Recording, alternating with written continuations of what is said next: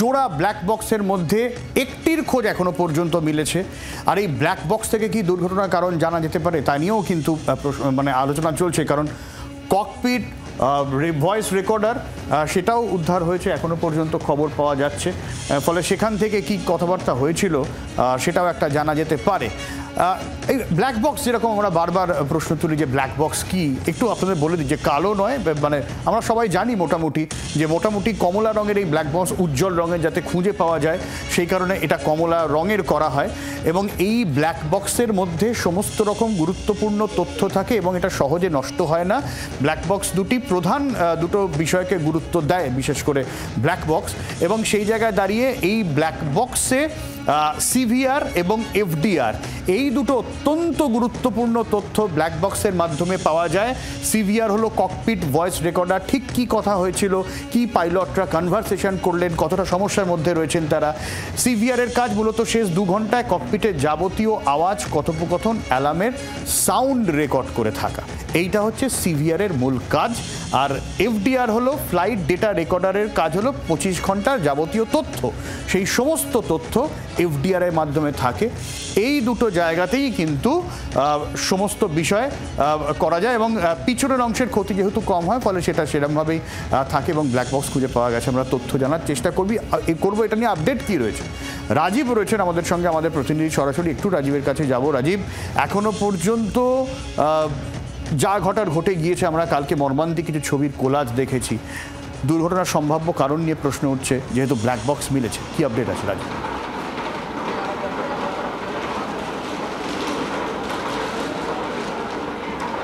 সব্যসাচী, এখানে বিভিন্ন ধরনের আওয়াজ আসছে, যদি তুমি আরেকবার প্রশ্নটা রিপিট করো। রাজীব, এখনো পর্যন্ত আপডেট কি আছে এবং ব্ল্যাক বক্স নিয়ে আর কি জানা যাচ্ছে?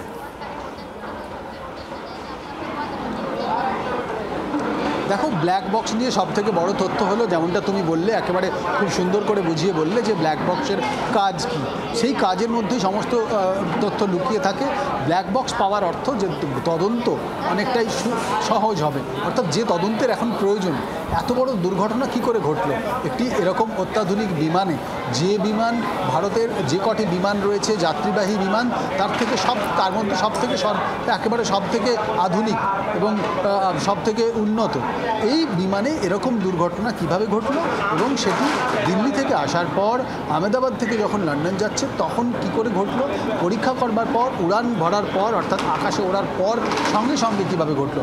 অনেক কিছু প্রশ্ন আসছে যেগুলি ধোঁয়াশা হয়ে রয়েছে। সেই ধোঁয়াশাগুলি কিন্তু এই ব্ল্যাক বক্স থেকেই পাওয়া যাবে উত্তর, এবং একেবারে যে ডেটা রয়েছে ব্ল্যাক বক্সের মধ্যে, অর্থাৎ বিমানটি যখন দুর্ঘটনার কবলে পড়ছে সেই সময় কি ঘটেছিল, সেই সময় সাধারণত অন্য কোথাও এই ধরনের তথ্য পাওয়া যায় না।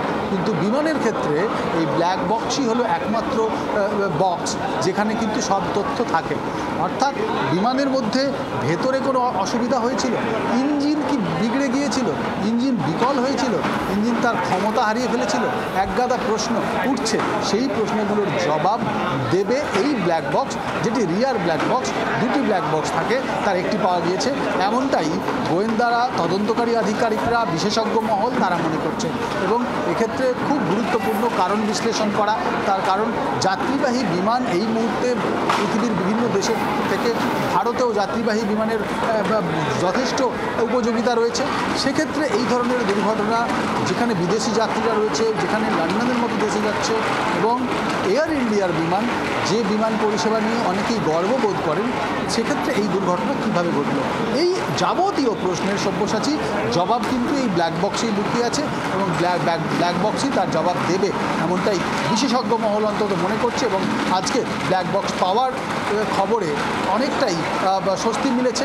তবে এর মধ্যে তোমাকে জানিয়ে রাখি যে মার্কিন যুক্তরাষ্ট্র থেকে তদন্তকারীরা তারা ভারতকে সহযোগিতা করার জন্য আসছেন এবং ব্রিটেন থেকেও কিন্তু তদন্তকারী আধিকারিকরা তারা ভারতকে সহযোগিতা করার জন্য আসছেন। তার কারণ এই যে ঘটনা ঘটেছে সেই ঘটনায় চিন্তিত এবং দুশ্চিন্তাগ্রস্ত হয়ে পড়েছে সারা পৃথিবী। তার কারণ শুধু ভারত নয়, সারা পৃথিবীতেই এই বিমান চলাচল করে এবং এই ধরনের ঘটনা জানার প্রয়োজন, কীভাবে ঘটলো, কেন ঘটলো এবং এই ঘটনা কীভাবে রোকা যেত, কোথায় ত্রুটি ছিল, পুরো বিষয়টি সামনে আসবে। একদমই, অনেক ধন্যবাদ রাজীব। তথ্য বিশ্লেষণ।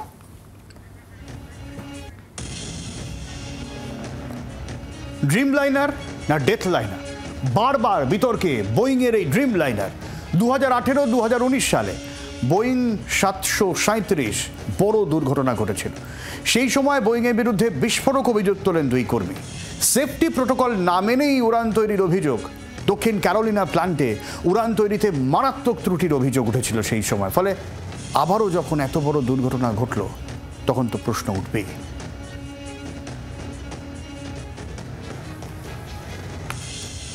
বিমান চালক অরিন্দম দত্ত, তার সঙ্গে আমরা কথা বলেছিলাম, কি বলছেন তিনি শুনি।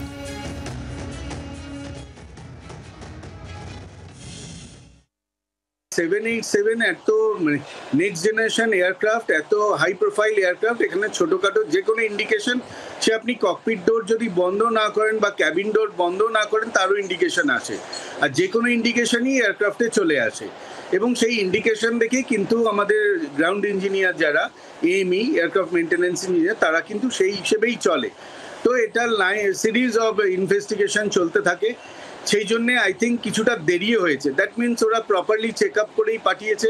যদি কিছু হয়ে থাকে তারা নিশ্চয়ই খুঁজেছে, সেটাকে রেকটিফাই করেছে। এটা অ্যাকচুয়ালি ইঞ্জিন বা এটা যে কোনো একটা যন্ত্রতে আমরা যন্ত্রকে কন্ট্রোল করি।